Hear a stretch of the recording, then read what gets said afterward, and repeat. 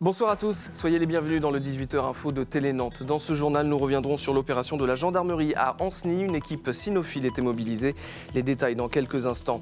Nous reviendrons également sur la victoire de la socialiste Karine Daniel dans la législative partielle. Elle prend la suite dans la circonscription de Jean-Marc Ayrault.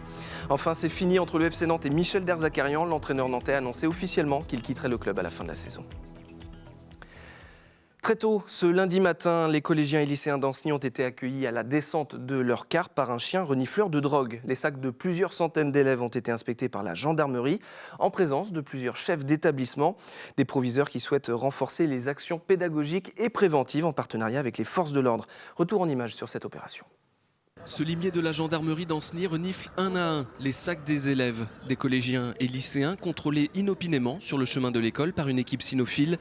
Cette opération surprise anti-drogue est menée en collaboration avec les proviseurs et principaux des établissements alentours. Avant tout, nous, sur le système éducatif, on est bien sur d'abord du préventif et ensuite de l'éducatif. C'est la question d'un mal-être de certains élèves, d'une consommation qui commence parfois de plus en plus tôt et des trafics que ça subodore derrière. Depuis 2 ans, le nombre d'infractions liées aux stupéfiants est en hausse dans le secteur d'Ancenis. En mobilisant 25 gendarmes, ce lundi matin, les forces de l'ordre veulent enrayer cette tendance.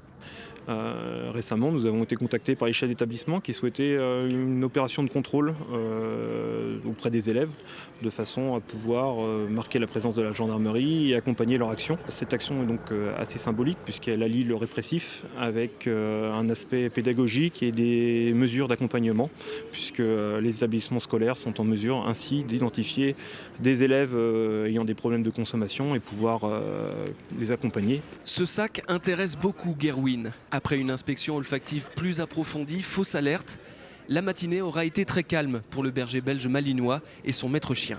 Le bilan est assez faible, mais on s'en doutait un peu. Donc on a récupéré en gros 4 grammes de cannabis et on a également identifié 3 jeunes consommateurs qui seront convoqués ultérieurement dans nos bureaux. 3 lycéens qui seront auditionnés en présence de leurs parents. Ils devraient écoper d'un simple rappel à la loi. Ce lundi, 8 militants du collectif Mineurs Isolés Étrangers comparaissaient devant le tribunal de grande instance de Nantes. La justice leur reproche d'avoir forcé les anciens locaux de la CPAM dans le quartier Chantenay le 26 janvier dernier. Un rassemblement de soutien était organisé devant le palais de justice. Le tribunal rendra son délibéré le 23 mai. Je vous propose d'écouter des militants au micro de Mathias Hubert. On a des militants aujourd'hui qui se retrouvent devant le tribunal et nous ce qu'on dénonce c'est la criminalisation des luttes, c'est-à-dire à un moment donné c'est des gens qui agissent d'une manière militante, d'une manière solidaire, d'une manière humanitaire et qui se retrouvent devant le tribunal avec des faits plus ou moins contestables. On espère qu'ils n'auront aucune condamnation d'une part et d'autre part aussi le message qu'on veut faire passer c'est arrêtons de mettre les gens dehors, comme ça on n'aura pas besoin d'ouvrir des lieux pour les mettre à l'abri. Les intermittents du spectacle sont à un tournant pour la survie de leur statut. Les discussions avec l'Unédic ont repris ce lundi concernant le régime d'assurance chômage. Alors la profession se mobilise partout en France pour tenter de peser dans les négociations qui doivent s'arrêter le 28 avril, c'est-à-dire jeudi prochain. À Nantes, une immense banderole a été déployée sur les colonnes du théâtre Gralin. Les intermittents affichent leur volonté d'être entendus. Le fief de Jean-Marc Ayrault reste à gauche. Ce dimanche, la socialiste Karine Daniel a remporté la législative partielle dans la 3e circonscription de Loire-Atlantique. Cette victoire du PS est à nouveau marquée par une très forte abstention. Karine Daniel a pourtant souligné la mobilisation des électeurs. Son adversaire des Républicains, Mathieu Anneroux, a salué un score qu'il qualifie d'historique pour la droite. Benoît Belti. Une salve d'applaudissements pour féliciter la nouvelle députée de Loire-Atlantique. Karine Daniel a remporté l'élection législative partielle sur la 3e circonscription. Malgré un scrutin marqué par une très forte abstention, celle qui va siéger pour la première fois à l'Assemblée nationale y voit un encouragement pour la gauche. Moi j'espère que c'est le signe d'un élan pour reconquérir l'opinion pour 2017 et pour entendre à la fois les exigences que l'on a entendues dans cette campagne. Quand on a une gauche exigeante sur le terrain, dans les exécutifs locaux, eh bien, on voit que les électeurs sont au rendez-vous. Et après 3 législatives partielles perdues en mars dernier, cette victoire fait du bien dans le camp socialiste. Un symbole puisque la 3e circonscription était détenue par Jean-Marc Ayrault depuis 1986. L'actuel ministre des Affaires étrangères salue une campagne exemplaire. Vous n'avez entendu aucune querelle. Il y a une désignation. par les adhérents du Parti socialiste, démocratique, et après tout le monde a fait la campagne. Si tout le monde se comportait comme ça, on serait davantage respecté. Donc moi c'est ma ligne, j'en changerai pas. Du côté des Républicains, Mathieu Annereau nuance sa déception. Le camp de la droite et du centre enregistre une progression par rapport aux élections 2012. Le candidat battu se félicite des 44% de voix obtenues et se concentre déjà sur les élections en 2017. C'est de très bon augure pour l'élection de 2017, dans un an, pour laquelle je serai candidat et pour laquelle, dès demain, je vais m'atteler à aller encore plus à la rencontre des habitants, du milieu associatif et des entreprises locales. Mais la grande gagnante de ce scrutin restera l'abstention. Plus de 74% des inscrits n'ont pas été votés. Ce sera le prochain épisode du feuilleton Notre-Dame-des-Landes, la consultation locale sur le projet d'aéroport. On connaît le calendrier souhaité par l'exécutif, on connaît également le périmètre du vote. Un décret a d'ailleurs été publié au journal officiel ce dimanche pour fixer ses modalités d'organisation, mais d'autres points restent à éclaircir, comme la formulation de la question posée aux Ligériens. Les précisions d'Anne Junique. Êtes-vous favorable au projet de transfert de l'aéroport de Nantes-Atlantique sur la commune de Notre-Dame-des-Landes? Voilà la question qui sera soumise aux électeurs de Loire-Atlantique dimanche 26 juin. Le décret, publié au journal officiel hier dimanche, précise donc aussi que seuls les électeurs du département sont concernés par cette consultation. Ils pourront voter entre 8 et 18 heures, sauf exception possible pour certaines villes. Ce matin, à l'ouverture de la 4e conférence environnementale, François Hollande a promis de veiller à ce que les informations transmises aux électeurs soient les plus objectives possibles, préparées par une commission indépendante. Après le vote, le gouvernement décidera s'il poursuit ou s'il arrête le projet, a ajouté le président de la République.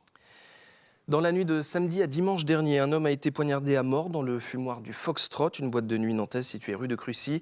L'homme de 33 ans a succombé à ses blessures après s'être interposé dans une rixe. 4 hommes ont été interpellés ce week-end par la police judiciaire. Ils sont en garde à vue pour homicide volontaire. Autre drame, cette fois à Nort-sur-Erdre. Un jeune homme de 15 ans est décédé ce lundi matin après avoir reçu un violent coup de sabot dans le ventre ce dimanche. Il travaillait comme lad pendant les courses à l'hippodrome de Nort-sur-Erdre. C'est la principale information du FC Nantes en cette fin de saison. Michel Derzakarian ne sera plus l'entraîneur des Canaries la saison prochaine. Il l'a annoncé lui-même sur l'antenne de beIN Sport juste après le match nul à Marseille. Un but partout. Les supporters n'avaient que peu d'espoir de le voir re-signer. Cette fois, ils sont fixés. Retour sur cette annonce avec Cédric Manet. En football, quand un entraîneur s'en va, même s'il est absent de la séance du matin, ils ne sont pas très nombreux à vouloir en parler. Bonjour, êtes-vous surpris par le départ de l'entraîneur? Est-ce que c'était attendu? Vous êtes surpris? Vous êtes... Rien à dire ou pas envie d'en parler, certains joueurs préfèrent même s'entraîner plus pour parler moins. Alors en attendant quelqu'un pour évoquer un entraîneur qui est quand même resté 4 saisons sur le banc du FC Nantes, on cherche, tant bien que mal, un intérêt au paysage environnant. Puis vient l'oiseau rare, il raconte l'événement survenu la veille. Il nous a annoncé ça dans le vestiaire et j'ai pas été forcément surpris de la décision qu'il a pu prendre. Moi je m'entendais bien avec, je m'entends toujours bien d'ailleurs avec lui. C'est le coach qui m'a lancé en Ligue 1, donc déjà je tiens à le remercier.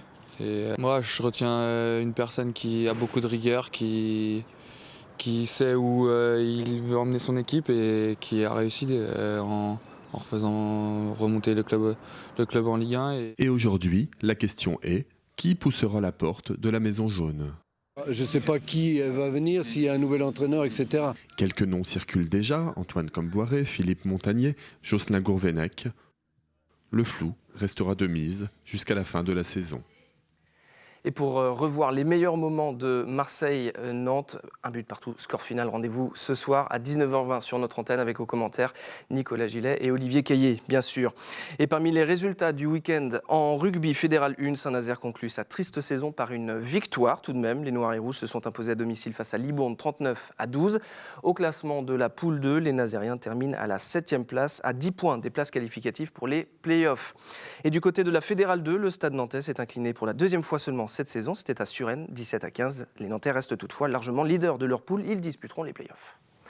C'est la fin de cette édition. Merci beaucoup de l'avoir suivi. Je vous souhaite une très bonne soirée sur notre chaîne et à demain pour un nouveau 18h Info.